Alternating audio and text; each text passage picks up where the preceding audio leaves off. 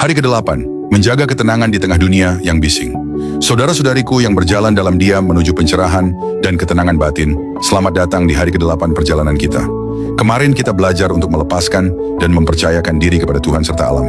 Hari ini kita melangkah sedikit lebih jauh, bagaimana menjaga ketenangan yang sudah kita temukan agar tidak hilang ketika dunia mulai berisik lagi. 1. Ketenangan itu rapuh, seperti embun. Ketenangan batin tidak selalu datang dengan suara keras. Ia datang seperti embun pagi, lembut, sunyi, dan mudah menguap bila kita tak menjaganya. Dunia modern menjerit dengan kecepatan dan kebisingan. Berita, media sosial, ambisi, dan perbandingan membuat hati kita tak sempat bernapas.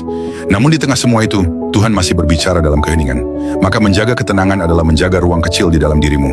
Tempat di mana kamu bisa kembali bernafas tanpa takut kehilangan arah. Itu bukan berarti menjauh dari dunia, tapi belajar berada di dunia tanpa menjadi miliknya.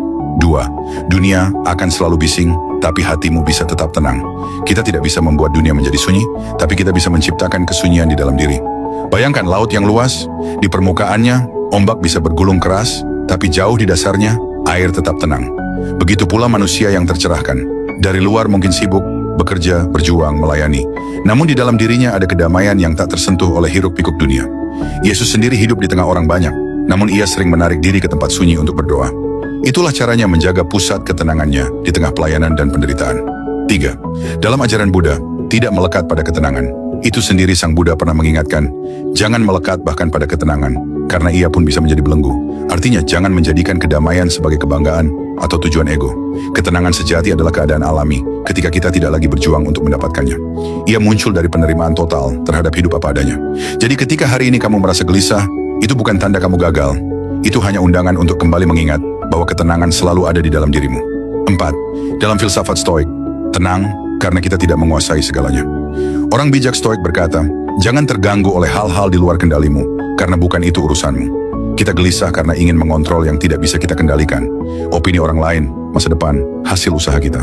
Padahal ketenangan muncul ketika kita menyerahkan yang di luar kuasa dan fokus pada apa yang bisa kita ubah dari dalam. Marcus Aurelius menulis, jika sesuatu di luar kendalimu, biarkanlah. Jika sesuatu di dalam kendalimu, perbaikilah dengan tenang. Itulah rahasia menjaga keseimbangan di tengah kekacauan. 5. Dalam iman Katolik, doa sebagai pusat keheningan ketenangan bukan berarti tidak melakukan apa-apa. Ketenangan adalah berakar di dalam doa, hubungan pribadi dengan Tuhan.